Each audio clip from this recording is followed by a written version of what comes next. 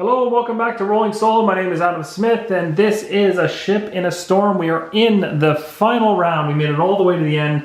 In the last video there was one thing that I missed that I remembered at the start of this video, and that is the wound which was on the Craighart from the round before when he was attacked, or from the last attack, sorry, not necessarily the last round. But when the Craighart activates when you have a wound token, as long as you're not healed, you are going to take a damage. So he's down to 2, which is not good. So I just want to make sure that we got that correct. But other than that, we are ready to roll. This is the last round. Let's do this, okay? And I think I'm more than confident we've got this in the bag. So we are going to go ahead here, pick our 2 cards. Now, the ones that make the most sense are going to be healing cards. So that and generating movement. So what I'm thinking of doing is potentially having... Now, we know this guy moves to attack us. But I'm thinking of potentially just getting out of here. There's no point in attacking these guys because I'm not going to be able to kill them. Their HP levels are 14 and 14. I just can't generate that kind of attack. So the only thing I can do at this point is just try to gouge for money and potentially just using really heavy cards for XP. So the best cards for XP in my hands in order to boost my character the most is going to be something like heal or attack, and things like that. So I'm thinking what I'm going to do, because the Craighart doesn't get to go, like, he doesn't have a really early initiative, and that could be dangerous, is I'm going to do the Reviving Shock. I think this is going to be a good card. Now the thing that's downside with this, if I heal with this guy, I only take away the wound. I don't actually heal the Craighart, which is too bad, because that's kind of what I want to do, is actually get some XP back onto him. Oh no, sorry.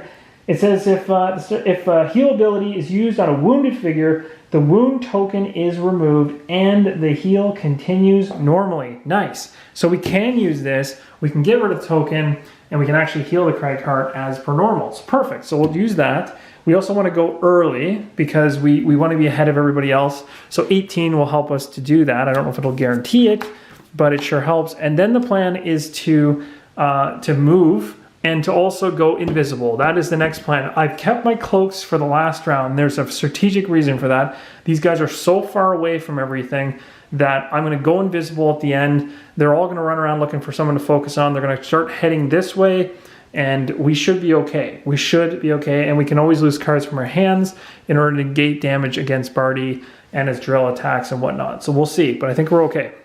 So we've got an 18 here for the Tinker. In terms of the Craighart, the best things to do to generate XP for him might be something like this guy, which seems pretty fun.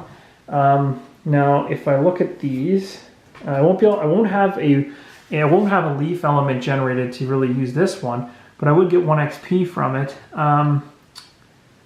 That's not really going to help me all that much. Really, these are just going to all generate 1 XP for me, so it's not really too crazy. Oh, this one's 2 for move. Ha! I'll use this.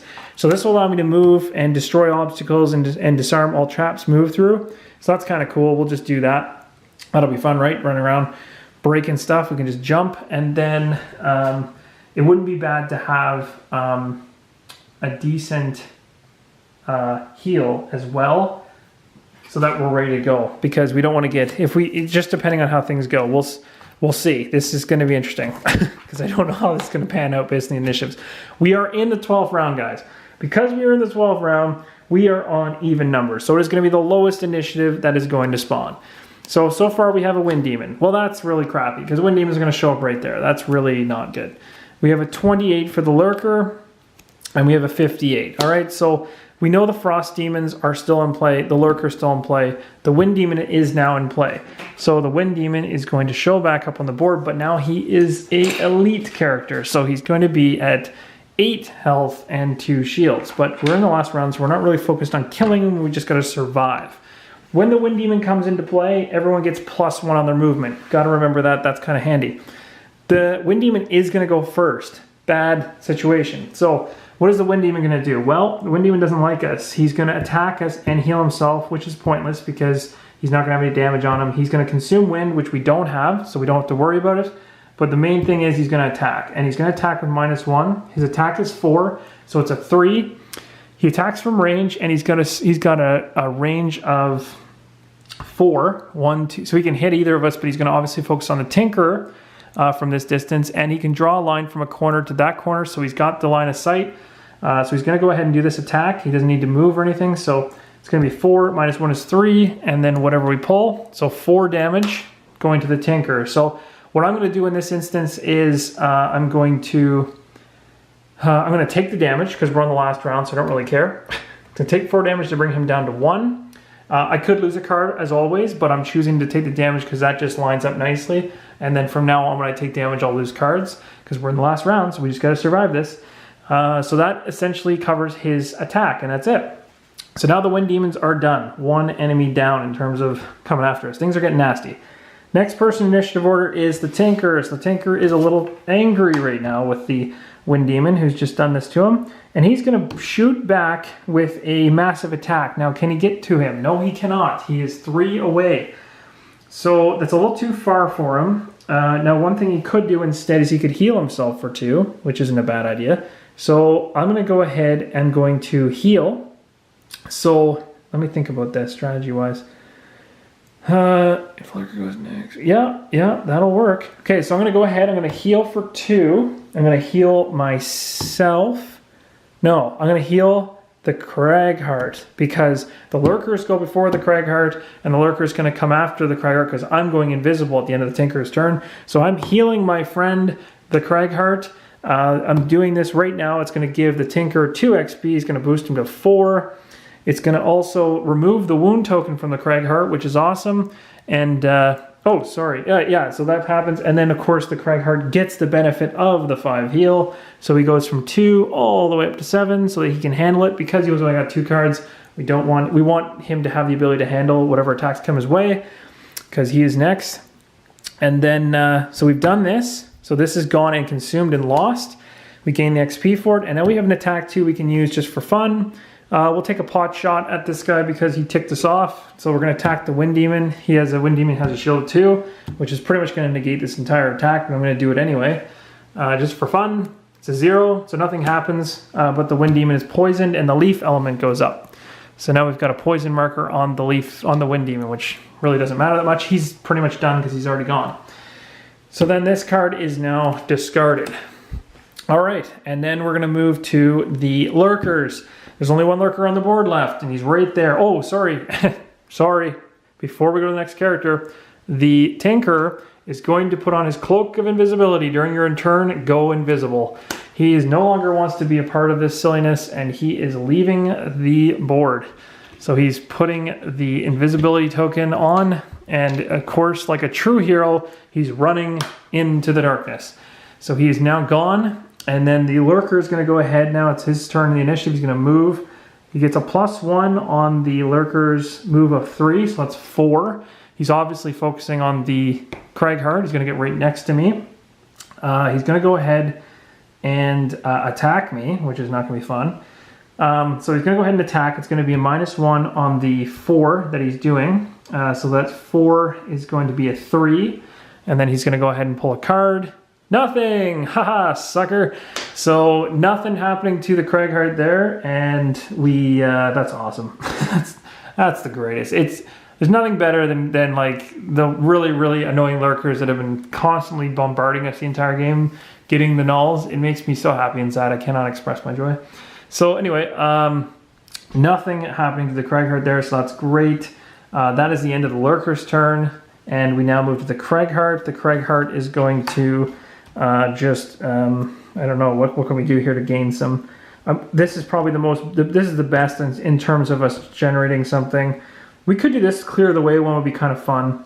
Clear the Way essentially says, move 1 adjacent single hex obstacle to an empty hex within range 4, and then attack 2, target all enemies adjacent to the moved obstacle, and attack 1, blah, blah, blah, blah, blah. So basically what would happen is you can pick up a barrel like this from here and whip it within, because it's adjacent to me, and whip it within range 4. So 1, 2, 3, I could throw it all the way to here, and then it would hurt everyone adjacent to it. It's like we're just chucking the barrel across the map. Now, I'm not going to bother doing it. I would do it if we actually had to kill these guys, but because it's the end of the game and they're 14 damage, they're not going to die. This isn't going to, it's a cool attack, but it's just not useful right now. This is one of the reasons I have this level 3 card in my hand, is I think it's really, really cool. We'll just do the easy one, because jumping and destroying all obstacles and disarming traps move through, you just get 2 for doing it. So I'm just going to go ahead and jump. We're going to do 1, 2, 3, 4, 5. We're going to run over here because we're trying our best over here to get over here and to stop them from fighting, because that's what we're trying to do. We're going to gain our 2 experience, so we're going to go from 4 to 6. And then, not that moving over there actually does anything. I'm just moving away from these frost demons, because who wants to be beside them? Then we're going to heal. So healing is essentially pointless, but I guess I'll just return the favor. Although I can't, because I'm too far away from the Tinker. So I will heal myself for 4. So I'll go up to 11. Not that it matters. And that is the end of those 2 cards. Now this one gets lost because I used this. And then what we're going to do is we're going to use the Cloak of Invisibility. And the Craighheart is going to also dip into the shadows like a coward. I mean, like a hero. So he's going to go into the shadows off the board. He is no longer there. He's going to hide so that we win this. And then, now the Craighheart is done. The next thing to go is going to be Drail. And Drail is going to take 1 last attack at Barty. And we're going to pull a card for it. It's an attack 3. It's 0, so 3 on him. We can discard 1 card in order to negate the damage. So we'll choose the Tinker's card to discard in order to stop the damage from happening to Barty. And now we move to the Frost Demons for their last attack. Frost Demons have a movement of 4 because they're elite and no bonus here. So we'll move number 1. Oh wait, we're not on the board. There's no one to focus. So they need to focus on Drail. So they're going to go 1, 2, 3, 4. Oh, they can't go on top of me, sorry. So he's going to basically bunch up to here. Or maybe he would try to get around. So 1, 2, 3, 4. And then this guy would go 1, 2, 3, 4. And this guy would go 1, 2, 3, 4. And that's it. That's the ball game, guys. So we did it. That is everybody. We have done it. We've got to the end of the round. There's nothing else to do. We have completed the scenario. Barty and Drail did not beat each other to death. We finished it. So I'm going to go ahead and read the conclusion of our successful scenario. So let's get some focus here. And come on. What is going on? There we go. Okay, so into the unknown, a ship in a storm. Before the storm even clears, the rest of the angry creatures and pushed back into the sea. Drail and Barty are back at each other's throats, and Drail brandishing a mean-looking electric baton in Barty's direction. It's time for you to pay for Lucy's murder, Half-Ear, Drail says. Oh please, Barty scoffs. Your friend had been stealing from me for a long time, and everyone knew. Had to make an example. It's as simple as that. So you kill her in cold blood, Drail says. If you had no mercy then, why should I show you any now? Drail swings the baton at Barty and he dodges out of the way. Put that toy down before you hurt yourself, girl, Barty chides.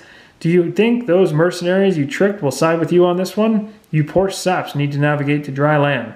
I don't care, you human piece of garbage, Drail yells. As long as I can see you take your last breath, nothing else that happens afterwards will matter. Come now, friends, Barty addresses you. Dodging another swing from Drail. We clearly have a problem here. This crazed Quattrell and I gonna last on the same ship together. This crazed Quattrell and I ain't gonna last on the same ship together. Her stupidity overwhelms me. It's time to choose.